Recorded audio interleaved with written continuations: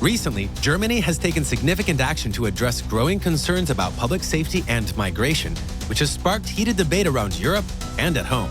The government's choice to send illegal immigrants to Rwanda and criminals to Afghanistan is indicative of a more restrictive approach to immigration laws.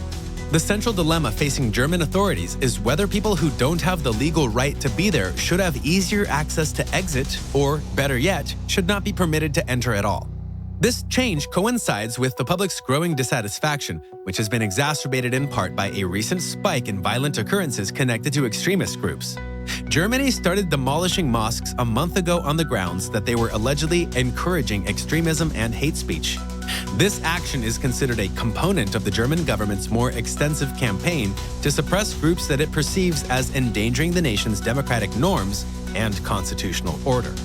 The German foreign minister's decision to forbid the Blue Mosque, one of the most well-known and well-liked mosques in the nation, was among the most noteworthy acts. The closing of this mosque, which was being investigated for allegedly propagating extreme ideologies, made it very evident that the German government would not tolerate institutions that contributed to the rise of extremism. I'm certain that the Islamic Center Hamburg acts and is directed against our constitutional order. That is why we are applying one of the sharpest weapons of our law to ban this organization. The Islamic Center Hamburg was long accused by German authorities, especially the intelligence agencies, of being involved in activities that threatened the country's constitutional order. To put things in perspective, this is a decision that has been made because religious freedoms are so strongly protected in Germany under the Basic Law. The country's decision to outlaw religious institutions has always been an uncommon and contentious one.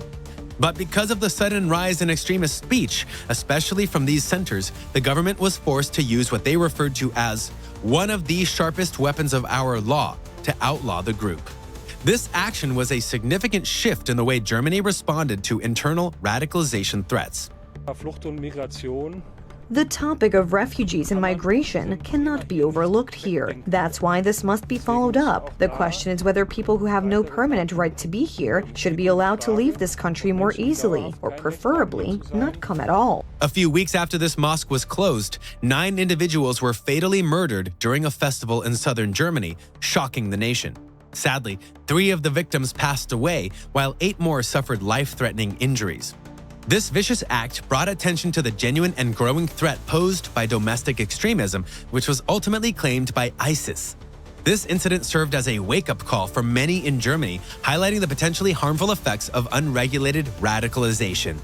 We will be deporting criminals back to Afghanistan. We have prepared this carefully, without saying too much about it, because such plans only succeed if they are prepared carefully and discreetly. This was carried out today. This is a clear sign that anyone who commits criminal offenses must expect to be deported. Anyone who is not entitled to protection in Germany must leave our country more quickly. To this end, we will also take further action on residency and repatriation rights for cases covered by the...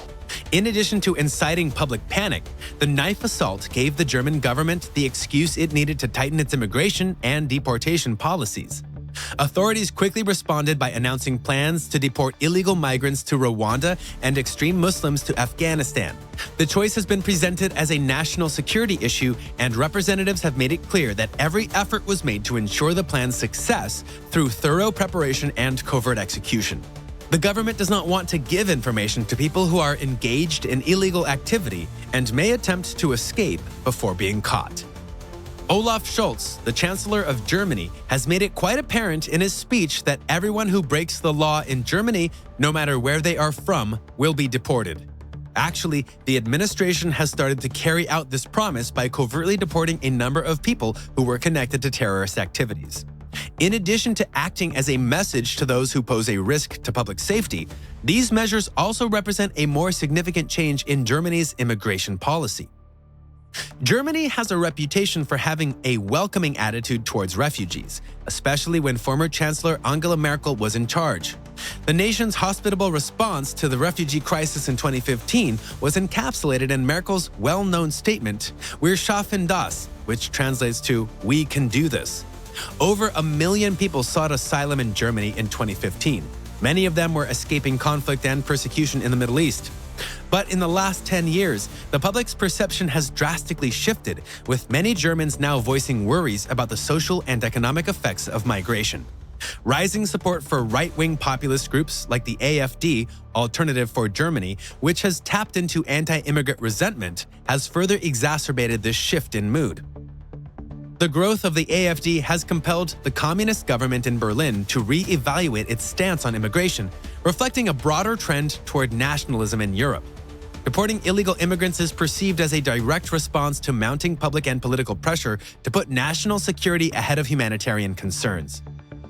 It's interesting to note that Germany's deportation policy involves more than merely returning individuals to Afghanistan. Asylum seekers must ask for refuge in the first European Union (EU) nation they enter, per the conditions of the Dublin Agreement. This implies that Germany might deport people to other EU countries, especially those that are near the bloc's borders, like Poland. These deportation measures may not be feasible, though, as Poland has made it clear that it will not accept any migrants repatriated from Germany. For German authorities, this results in a complicated and frequently uncomfortable position. On the one hand, they face tremendous pressure to keep public safety and cut down on the number of illegal immigrants. However, they must contend with the possibility that their neighbors may not comply, which might result in an influx of asylum seekers inside Germany's borders. The Dublin Agreement has evolved into a political hot potato for Germany in relation to other EU members, as well as a strategy for regulating migration. The knife attack and the deportations that followed are representative of a more significant trend in Europe, where nationalism and anti-immigrant attitudes have grown in popularity. Similar problems are being faced by nations like the Netherlands, France, and Sweden as a result of stricter regulations being put in place by their governments to manage immigration flows and protect national borders. The rights of migrants and asylum seekers are frequently jeopardized by these practices, as they may be deported to nations with unstable governments or areas devastated by conflict. This raises significant moral and ethical issues. Is deporting people to a nation like Afghanistan, which is still suffering from years of conflict and insecurity, justified? What obligation do the countries of Europe have to guarantee the security and welfare of persons they transfer abroad? These are the complex problems with no simple answers, but they are at the core of the current immigration debate in Germany and elsewhere. Germany is facing a difficult decision as it keeps tightening its deportation procedures. Although the knife attack has sparked reform, it also highlights how urgently immigration policy has to be discussed in a more nuanced and deliberate manner. The choices taken in the upcoming months will not only affect Germany's national destiny, still, they will also have an impact on the larger European conversation about migration, security, and human rights. In conclusion, there is still division in Germany as it begins this new phase of its deportation policies. Some people think that in order to preserve order and safeguard public safety, the government must act. But there are also some advocating for a more humanitarian approach that recognizes the predicament of migrants who are escaping poverty, conflict, and persecution. In a world growing more divided by the day, Germany's and Europe's collective job will be to find a balance between these conflicting priorities. Constructive conversation is necessary between the German government, civil society, and citizens as the situation continues to unfold. The only way to manage the complexity of migration in a way that respects both the nation's security interests and the human rights of those seeking sanctuary is through candid and open discussion. Until next time, stay alert.